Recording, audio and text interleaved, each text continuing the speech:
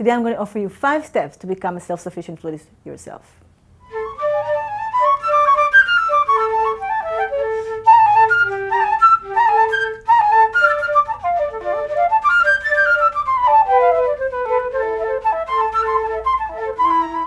Hello everybody, my name is Hadar Noiberg. I'm a flute player and I teach and give masterclasses on Lessonface. I come from a classical background. I play a lot of jazz, Brazilian music, and write my own compositions. And I'm teaching a lot in a method that I like to call the self-sufficient flutist.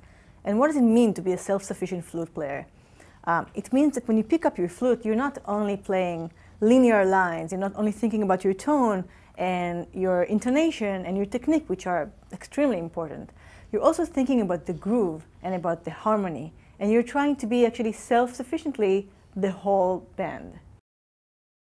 So I'm going to talk to you a tiny bit about how you can approach harmony being a flute player or being any other horn player, and how can you approach harmony to make it more a part of your body, something that feels more kind of internalized. I've seen a lot of great flute players, great classical flute players playing amazing pieces, but are not able to tell me what harmony they hear behind them. And I'm talking about very simple harmony, like minor or major chord, maybe a 7, maybe a dominant chord. And guys, this is important stuff. You should know those things. We're going to start with very, very simple harmony. We're going to touch on 1 and 5. 1 being the tonic, 5 being the dominant. So we're going to play in D minor. So the chord of D minor is going to be playing the arpeggio. It's D, F, and A. And then the 7, the dominant chord, is going to be A7. A, C sharp, E, and G.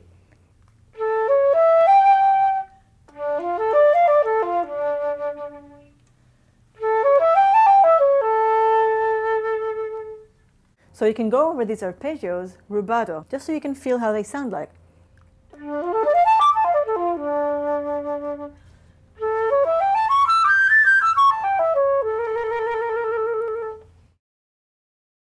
But if you want to add a tiny bit of groove to them, and that's also a good opportunity to practice some of your articulation.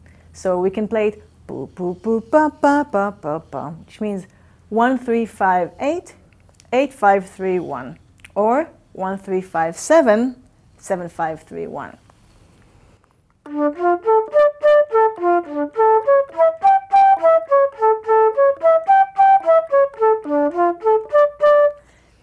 Now, what I played was D minor for 1 measure, A7, 2 measures, and then another D minor. So we have a total of 4 measures. If you have anything, if you have a phone, you can record yourself and you can then play on top of it. I've also found out there is a really cool free app that's called Jam Looper. I'm not endorsed by this yet. If you basically just tap on it and record yourself, then you can tap again and it just like loops you again and again, and you can practice on top of it.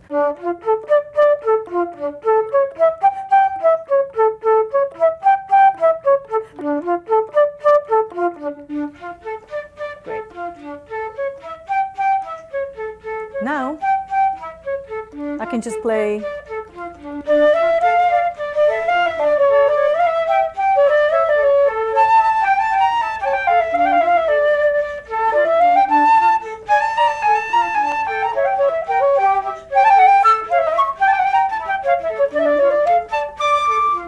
So this was like a small improvisation that is derived from these arpeggios and these chords.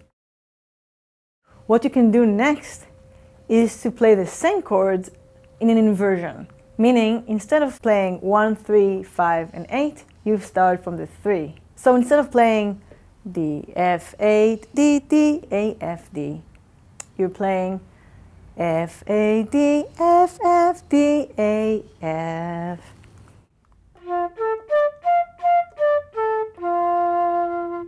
Let's hear how they sound together. I'm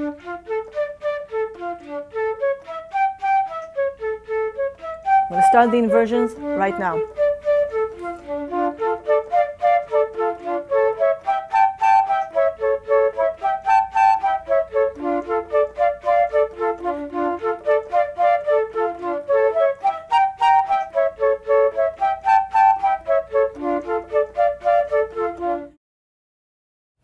So for example, if I take the partita by Bach that every classical flute player knows,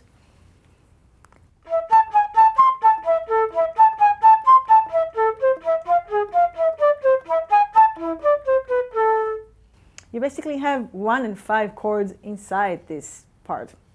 So let's see. A minor, E7, which is the 5, again tonic, again 5, E7. If you know that, if you feel that pull and push, you can really play with the articulation.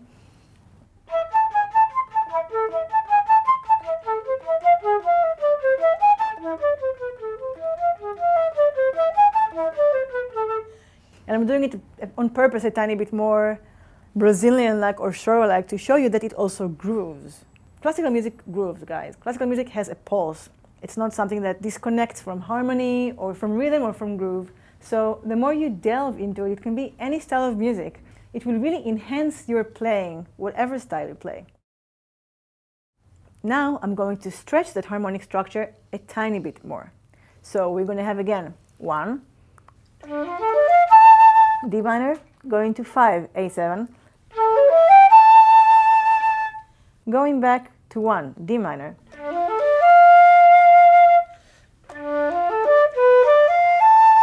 then a bit of alternation. We're going here from D minor to B half diminished. If this is too advanced, don't worry about it, but it's a tiny bit of alternation.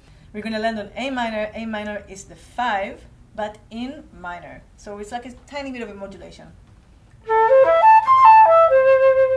Now we're going to the 5 off A minor, which is E7,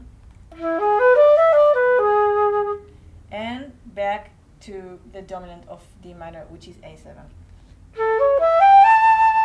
So the chords again are D minor, A7, D minor, B half diminished, B, D, F, A minor, E7, A7. I'm going to loop that now the same way that I did before, playing arpeggios.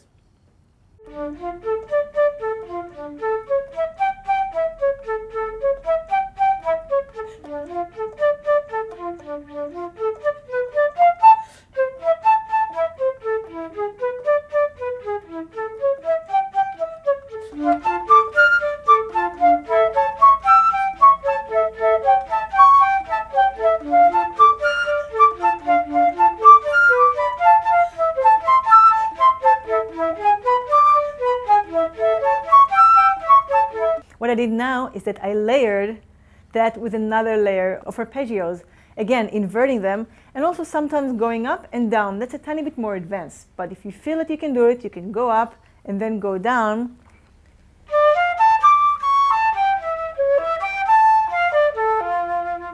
There are a bunch of flute exercises like this. I think Reichert, if you know, has one. These kind of things are really, really good for your harmonic understanding. And the last thing that I want to show you is how to add a tiny bit of like another layer of groove on top. So the groove I'm going to choose to do is ta-ta, ta-ta-ta, ta-ta. It's like this. And the way I'm going to edit is at the beginning, I'm just going to play the bass notes, D to A. But after that, I'm going to change the notes. And eventually, I'm going to create a little melody that's moving between the chords. Let me show you.